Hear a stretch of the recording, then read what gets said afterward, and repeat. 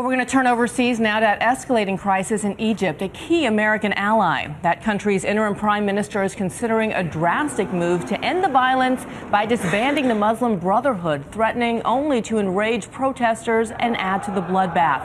Hundreds believed to be killed in the last week alone, and now there is concern over the fate of priceless antiquities being destroyed at the country's museums. ABC's Mohammed Lila is keeping a close eye on the developments from Cairo. Mohammed. Good morning, Biana. The Muslim Brotherhood here is continuing its defiance, announcing several more protest marches planned, all of them set to begin within the next few hours. This morning, Cairo woke up to this, the heaviest police presence we've seen here in days. The army's armored vehicles on every major street, even here guarding Tahrir Square, the famous square so central to Egypt's democratic revolution 2 years ago. It comes as the ongoing violence continues to spiral out of control, with angry civilians now taking up arms against the Muslim Brotherhood. In this video, watch this woman here in black. She's a Muslim Brotherhood supporter who's just been released from a mosque. In less than 30 seconds, watch as she's surrounded by an angry mob, then attacked. The military intervened to keep her safe.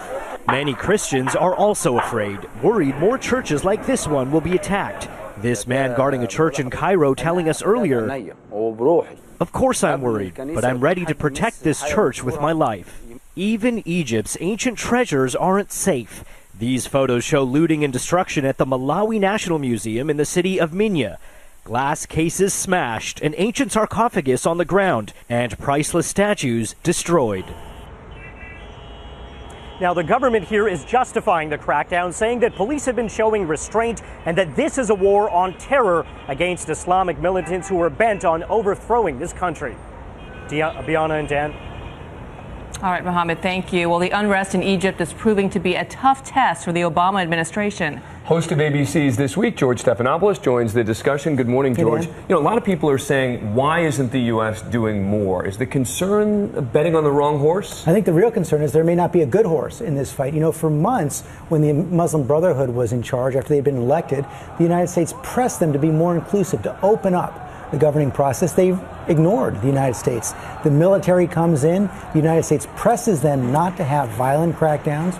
They're ignored as well. This is, you know, so far, President Obama has avoided suspending military aid to Egypt because he wants to maintain our influence. But if this continues, if the military continues to ignore U.S. pleas to calm down the violence, they may have no choice but to suspend aid. And of course, we know the embassy there in Cairo is closed today because of the escalating violence. I want to turn back to domestic policy. The president wrapping up his vacation at Martha's Vineyard. We have images of him playing golf yesterday with Larry David. But aside from him being on vacation, he's coming back to a lofty administration, and he's got immigration reform, gun control, a deficit deal.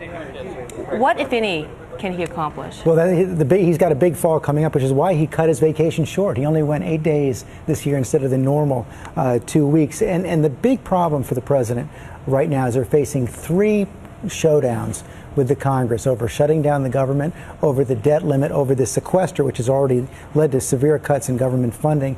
And the president has precious little leverage there as well. But he believes, and the White House believes, that the Republican Party is in an even weaker position, that if they shut down the government, say over their calls to defund Obamacare, they will relegate themselves to minority status for a generation. Boy, they really do have a lot on their plate, both domestically and internationally. All right, George, thank you. Thanks a lot. To be sure to join George for all the latest on the crisis in Egypt coming up on This Week.